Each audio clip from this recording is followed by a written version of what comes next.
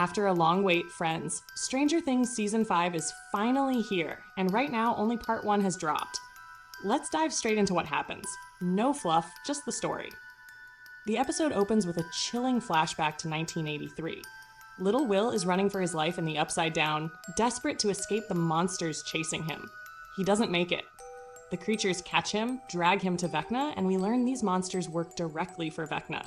Standing tall and terrifying, Vecna leans in close to the terrified boy and whispers, "I will set you completely free. I'll always be with you. You'll never feel alone again." Then he forces something alive down Will's throat, something that will make sure Will never forgets him. Cut to the present day. Hawkins looks normal again, almost too normal. The massive cracks that tore through the town have been filled with concrete. Military trucks patrol constantly. The church where the giant gate opened, completely sealed off, guarded day and night. Life seems peaceful. At the radio station, Robin is happily running her FM show with Steve by her side. We even find out Robin has a huge crush on a girl named Vicky, and she's secretly in love with her. But suddenly the signal dies. Steve immediately calls Dustin for help. Dustin, now in high school, brushes him off at first, saying, "You guys are adults now, figure it out." But at school, Dustin is still getting bullied by Eddie's old friends, the same jerks who never got over last season. This time though, Mike, Lucas, and Will have his back. They show up, scare the bullies away, and warn Dustin, "Stop picking fights. We can't always save you." We all know these kids once took down Vecna together, but Vecna isn't dead. He's still out there in the Upside Down, waiting. Meanwhile, Eleven is training hard in secret with Hopper and Joyce watching over her. Military teams are hunting her non-stop. They blame her for everything that destroyed Hawkins. Hopper keeps her hidden and safe, but Eleven is getting stronger and angrier. Robin, Steve, Nancy, and Jonathan discover the only way to fix the radio tower is to climb it and reconnect some wires high up. Steve and Jonathan immediately start competing, both trying to impress Nancy, throwing shade at each other the whole time. Boys, right? Eventually, both climb up, acting like brave heroes just to look good in front of her. Murray pulls up in a truck loaded with weapons and supplies. Tonight, the whole group plans to go back into the Upside Down and finally catch Vecna. Dustin visits his pet snake at school, Robin's radio gets fixed and goes live again. And that night, everyone gathers in an underground hideout to make the plan. The kids, Mike, Will, Lucas, Dustin, and the older crew all agree on one thing. They'll send Hopper into the Upside Down alone. Steve and Jonathan will drive on the surface world directly above him, staying in radio contact the whole time. When Hopper finds where Vecna is hiding, everyone attacks together. Full preparation this time, no mistakes. But we know how their plans usually go. While hanging out with his friends, Will suddenly feels that familiar tingling in his neck. His vision blurs, he hears children laughing, and he zones out. His friends snap him out of it. At the same time, Mike's little sister Holly is swinging at the park when a creepy kid starts pushing her way too hard. Scared, she walks to the fence and starts talking to someone, but no one is there. Her teacher sees it, freaks out, and calls their mom Karen. Mike shows up to pick Holly up and hears the story. Holly insists she saw an invisible man named Vecna, who told her, "Monsters are coming. They'll eat you. But I can save you." Mike thinks she's just imagining things, gives her a little toy for protection, and tells her it will keep her safe. In a secret lab, a cold-hearted doctor is running experiments and gives orders. 11 must be captured at any cost. She's behind everything. 11 begs Hopper to let her come into the Upside Down with him. He refuses flat out. "You're not ready. Stay topside and guide me from here." 11 storms off furious. Back at school, the bullies get revenge on Dustin by putting a snake in Eddie's friend's locker. Then later, they jump Dustin at Eddie's grave, beat him senseless, and break his nose. Dustin never makes it to the meeting. Max is still in a coma in the ICU.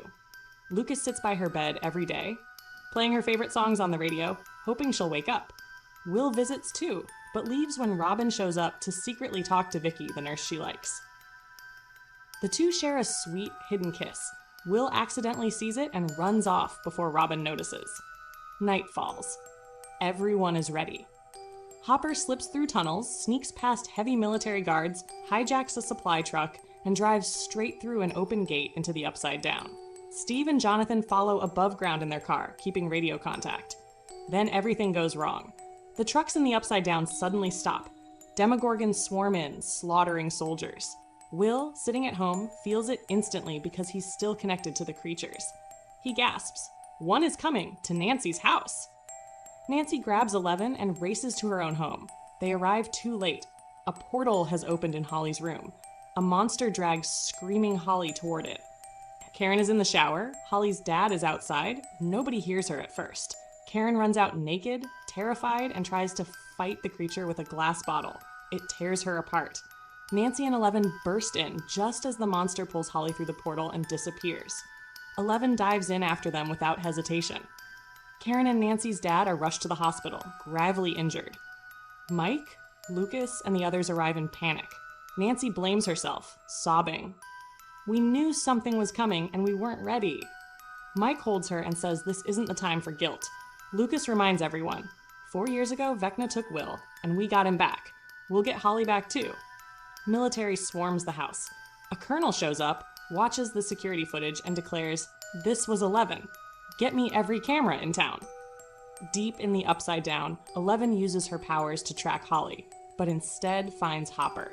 She accidentally blasts him with telekinesis, then helps him up and explains everything. Together, they follow a trail of blood through the creepy forest, determined to find the monster and Holly. On the surface, Will realizes he can use his connection the other way around. Robin gets excited. "You're like a human radio. If Vecna is using you to find kids, we can use you to find Holly." Joyce is terrified her son will get possessed again, but Will has made up his mind. He snaps at his mom and leaves with Robin to try. Steve and Jonathan's car breaks down miles away. They start arguing again, of course, about Nancy, about the mission, about everything, until a very beaten-up Dustin limps up to them, nose bleeding, barely standing. And that's where part 1 ends, on the edge of our seats, with Holly gone, 11 and Hopper deep in the nightmare world, Will about to risk everything by opening his mind again, and the whole group more determined and more broken than ever. In the hospital, Lucas still refuses to leave Max's side. He keeps playing her favorite Kate Bush song on the little radio, whispering, "Come on, Max, just wake up." Down the hall, Mike sits with Nancy, his face pale. He turns to her and asks, "Did Holly ever tell you about the invisible man she was talking to?" Nancy shakes her head, confused. Mike explains how that morning Holly told him a man no one else could see kept visiting her, promising to protect her from monsters. And now the monster really came and took her. They have to find out who this invisible man is, and the only person who might know something is their mom. But the doctors won't let them near Karen. She's too badly injured. Even talking could make her bleed out. So Mike and Nancy put on stolen nurse and patient clothes and sneak into her room anyway. Karen, weak and bandaged, manages to grab a pen and write a single name on a piece of paper, Henry. Meanwhile, Steve has thrown a very bruised Dustin into the car. "What the hell happened to you?" Steve asks. Dustin tries the weakest lie ever. "I hit a pole with my bike." Steve rolls his eyes. "It was Eddie's friends, wasn't it?" Dustin finally admits it. The two start bickering again while Jonathan snaps at them to shut up. He's trying to pick up any radio signal. Deep in the Upside Down, 11 and a badly wounded Hopper keep moving. Hopper collapses against a rock, bleeding heavily. 11 kneels beside him and starts bandaging him the way Max once taught her. Suddenly, they hear noises ahead. They creep forward and discover a massive pulsing wall of flesh and vines built by the monsters. 11 tries to tear it down with her powers, but nothing happens. It's too strong. Then they hear soldiers coming. Soldiers carrying those painful laser devices that make 11's head scream and her powers fade. She stumbles and hides while Hopper grimaces in pain. On the surface, Robin pedals like crazy with Will on the back of her bike. She brings him to the exact spot where he always feels the connection strongest. "Here," she says, breathless. "Do it. Reach out to them. Find Holly." Before he closes his eyes, Will quietly asks, "How do you know Vicky?" Robin smiles, a little shy. "You saw us at the hospital, didn't you? I love her. But please, don't tell anyone yet." Will nods, takes a deep breath, and lets the darkness in. Instantly, the vision hits him. He sees through the monster's eyes again.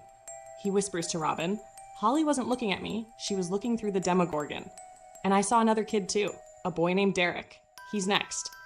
Back at the hospital, Mike and Nancy stare at the name their mom wrote, Henry. That's Vecna. That's the invisible man who tricked their little sister. We flash into Holly's mind. She's trapped inside one of Henry's memories, an old, beautiful Creole house. Henry stands over her, gentle and smiling. This big house is all yours now, Holly. Just promise you'll never go outside. The monsters are out there, but in here you're safe. Holly nods happily, completely believing him. When Henry leaves, she explores her pretty new room, tries on dresses, and smiles. She has no idea she's imprisoned inside his illusion. A knock echoes at the door. She runs to the letterbox and finds a note with directions to a place in the woods, signed, Henry. Even though he told her not to go outside, curiosity wins. She slips out.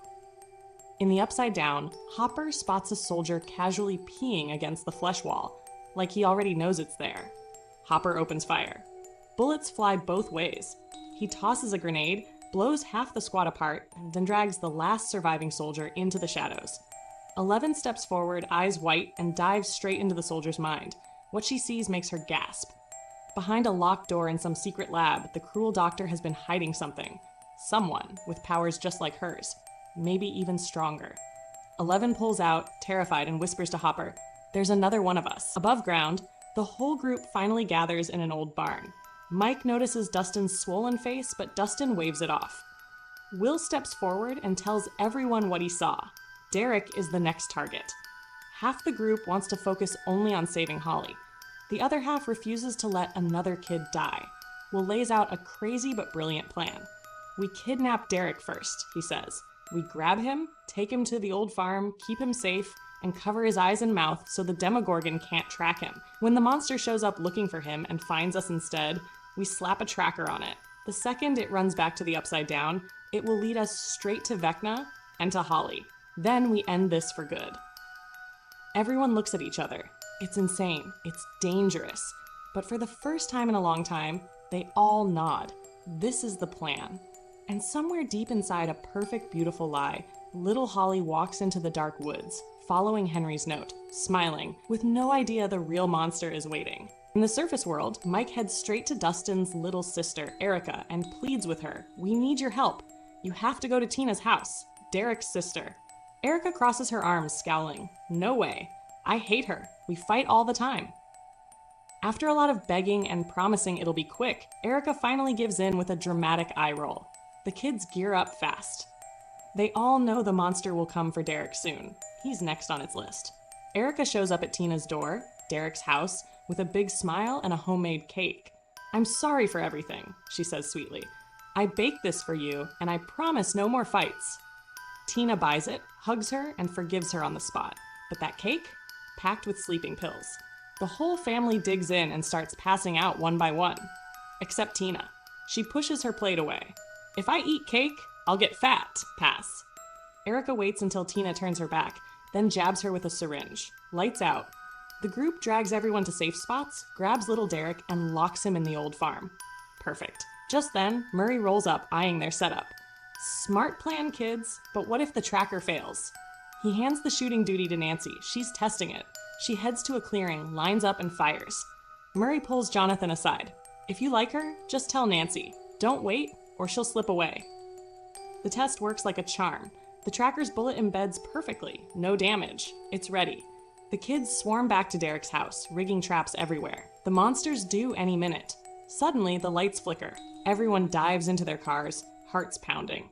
"It's here," someone whispers. The creature bursts in, heads for Derek's room, and finds a dummy in his bed. Empty. Confusion hits it like a truck. From behind, Lucas blasts it with a hose, soaking it cold. The thing whirls, chases him roaring. It stumbles right into the trap, thrashing. Mike swings a bat, cracking its skull. It tumbles down a hole where Nancy waits below, gun loaded with the tracker round. Bang! She nails it square. Flames erupt, someone's torched it good. Screaming, the monster rips open a portal and flees to the Upside Down. But now it's tagged. Steve and Dustin peel out in the car, following the beeping signal. They tail it tight until it U-turns hard. Why? No clue. Cut to the farm. Derek wakes up screaming, "Let me go." Joyce rushes over. "We didn't kidnap you. We're saving you from a monster that'll rip you apart." Derek squirms. At least untie my hands? They trust him, loosen the ropes. Big mistake. He bolts for the stairs. Erica blocks the door. Kid, you're not going anywhere. He scrambles up anyway. Will, standing nearby, freezes. That neck tingle hits. Through the monster's eyes, he sees it, heading straight for the farm. The door explodes inward. The beast is here for Derek. The boy screams in terror. Outside, Steve, Lucas, and Jonathan are still chasing the signal. They ram the thing with the car before it can strike, sending it sprawling. It claws open another portal and vanishes. The hole stays wide. Steve guns it. I'm driving us in. Tires screech, they plunge through, landing deep in the nightmare world. Meanwhile, in Holly's trapped memory, she's followed the note to a creepy spot in the woods. Jagged rocks loom everywhere. She's shaking, whispering, "Henry?" Then Max appears. Holly gasps, "I saw you in the ICU, how?" Max kneels, voice steady but sad. "I'm still there, Holly. This isn't real. It's a memory. Henry's memory. We're stuck inside it. We have to escape." The car in the upside down slams into that massive flesh wall. Connection lost. Everyone topside panics. Will snaps awake, blood trickling from his nose. "I saw more kids. Vecna's got them. 3 already. But why? What's he planning?" Military trucks rumble through town, snatching kids aged 9 to 12. Will pieces it together, voice urgent. He's taking 3 now, then more. Total 12. Something big. He needs them for power. Mike and Dustin burst in. Soldiers are loading kids into buses, heading out. In a hidden lab, Dr. K orders her men. 73 targets in Hawkins, ages 9 to 12. Round them up. Bring them to me. Holly reaches the rocks, frozen in fear. Max grabs her hand. I tried escaping before. Jumped memories, back to 30 years ago. Got so close once. Lucas played music for me. Kate Bush. It pulled me out, but it stopped. Henry almost killed me. I hid here by these rocks. He never comes near them. He fears them. Now that you're here, we can break free together. Derek's shipped to the military base with dozens of scared kids. He's got a walkie hidden. In the bathroom, he whispers coordinates to Joyce's team. Break through here. Then he quizzes the others. Who's seen the invisible man? Watched? Answers pour in. He IDs the 9 Vecna marked. Down in the upside down, Dustin, Steve, Nancy, and Jonathan link up with Hopper on the radio. Strong signal now. What are you doing here? Hopper barks. Chasing the monster for Holly. Hit a wall, he grunts. Same here. Which side? Cemetery. 11 chimes in. That's the other end of town. We're miles apart. In the memory cave, Max explains more. Music's our way out. It saved me once, until it didn't. Henry's memories trap us, but these rocks, they're his weakness. Derek's sent in. He points out the marked kids, shuttling them one by one to the bathroom. Joyce, Mike, Lucas, and Will wait below, prying up floorboards for the tunnel. But a pipe bursts. Leak alert. Alarms blare. Soldiers swarm, cuffing them all. Derek's trapped too. Hopper and 11 breach the lab. They corner a guard, force the door. Inside, Dr. K sneers. Open it. She can't. The code's with the head doc. 11 strains with her powers, but laser blasters fire up, draining her. Soldiers pour in, bullets flying. Hopper fights like hell, dodging and dropping them. Something tentacles him, grabs his throat. Dr. K laughs. Don't struggle, or it'll snap your neck. You're the one who's protected her all this time. But not anymore. 11's fading, helpless. Hopper roars, breaks free, lunges at Dr. K. They grapple. She bites him hard, drawing blood. He overpowers her, wounds her bad. Doors clear. He straps bombs to his chest, kisses 11 goodbye. Get out. I'll end whatever's inside. He swipes her keycard and steps through. Topsides, soldiers drag Joyce, Will, Mike, and Lucas away. Then, chaos. Portals rip open everywhere. Monsters flood out, tearing into the troops. Bullets rip the air. The creatures ignore the adults, zeroing in on the kids. Murray and Nancy hustle the rescued ones into a truck, flooring it. The beasts leap on, flipping it over. 2 kids huddle in the tunnel. Lucas faces down a pack, shielding them, swinging wild. Will's there too. The connection surges, overwhelming him. The horde grabs kids one by one, dragging them back through portals. Vecna emerges, towering. He locks eyes with Will. You can't stop me. These children are weak, mind and body, like you were. Easy to break, easy to claim. You gave me strength once. Now they'll fuel me too. He vanishes into his realm. The monsters close on Joyce, Nancy, Mike, ready to finish them. They're linked to Will's mind, possessing him. But this time, Will fights back. He seizes control, eyes blazing. One by one, he crushes them, noses bleeding, just like 11's. Huge. Maybe powers have been inside him all along, unrecognized. In the Upside Down, Hopper cracks the inner door, pulls a dazed Eleven through. There, in the shadows, a girl, number 8. She grew up with 11 in the lab. They know each other. And with those 2 massive bombshells, part 1 wraps, leaving us reeling. Can't wait for part 2 in a few days. We'll break that down too. But hey, if this breakdown hit the spot, hit subscribe, it keeps me going. Like the video, stay safe out there, and we'll catch you with the next big series soon. Thanks for joining the ride.